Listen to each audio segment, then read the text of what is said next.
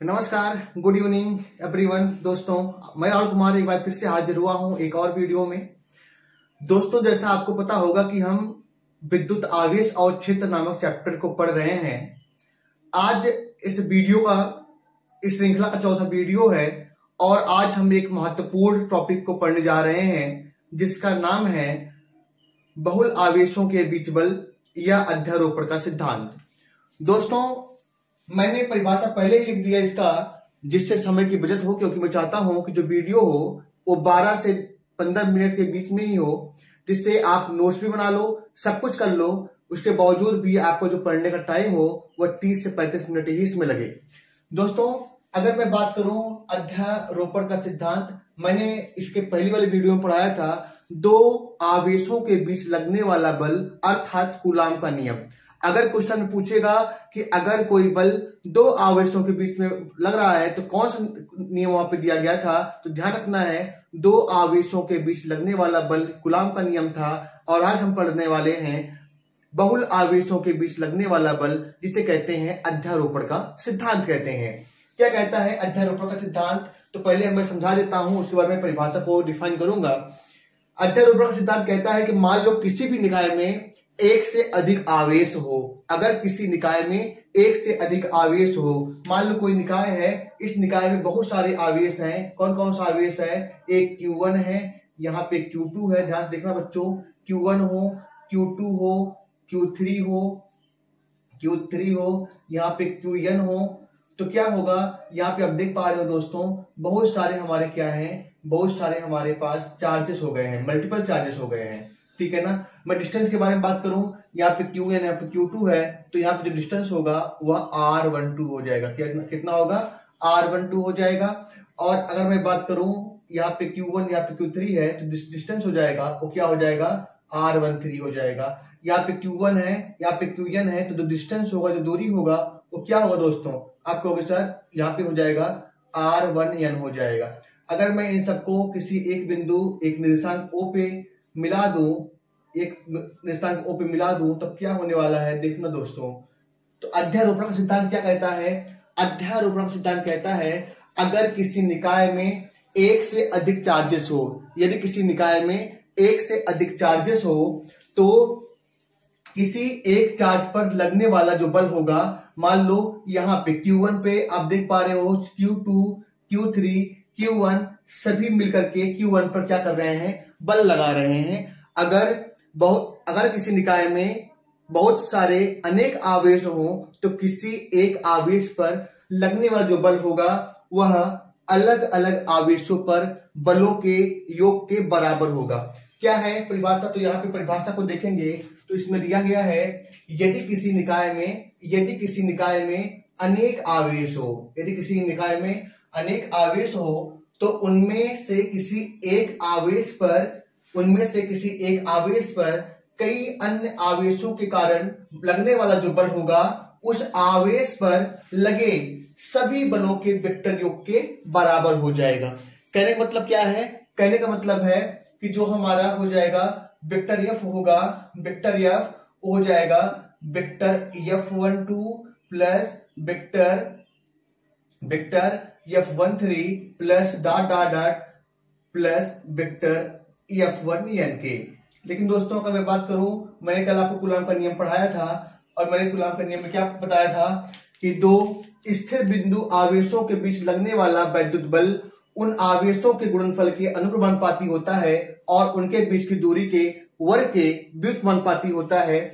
अगर मैं वहां से देखूं तो पहले जो हमारा F1 होगा, क्योंकि यहाँ पे F1 लगेगा, F12 लगेगा, तो क्या हो जाएगा? आप कहोगे सर हो जाएगा हमारा F12। एक मिनट में थोड़ा सा इसको डिलीट करता हूं, थोड़ा सा हमारे पास जगह हो जाएगा। देखो दोस्तों,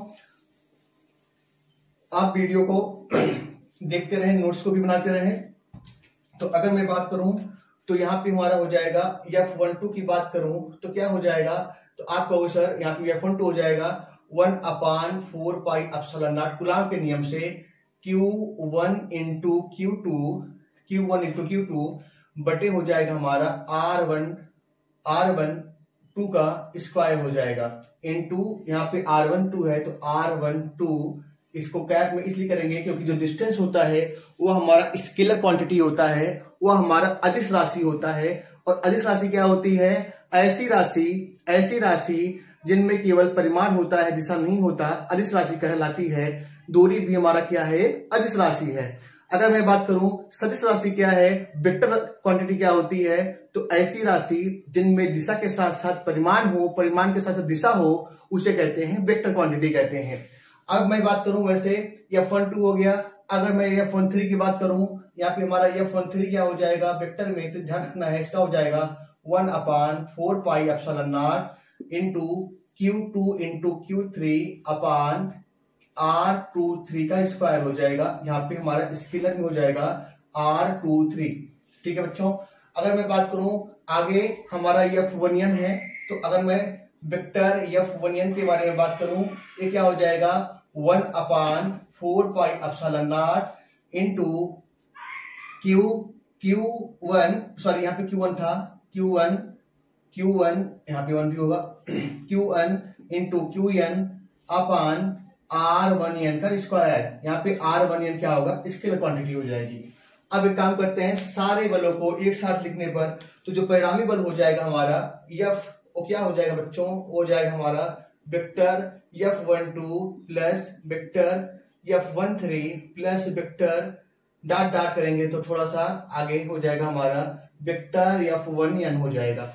अब सबको हम एक साथ लिखते हैं जो भी हमारे पास है। अगर मैं सबको एक साथ लिख दूं तो क्या हो जाएगा? हो जाएगा 1/4πε0 इंटू Q1 इंटू Q2 बटे R12 का square into R scalar quantity 1/2 है, प्लस दूसरे में हमारा हो जाएगा 1/4πε0 इंटू Q1 इंटू Q3 अब बटे R13 का स्क्वायर हो जाएगा into R cap, R scalar 13 होगा। और प्लस में अगर आगे बात करूं तो मैं लिख सकता हूं 1/4πε0 इंटू Q1 इंटू QN अपान R1N का स्क्वायर हो जाएगा। यहाँ पे R कैप 1N होगा।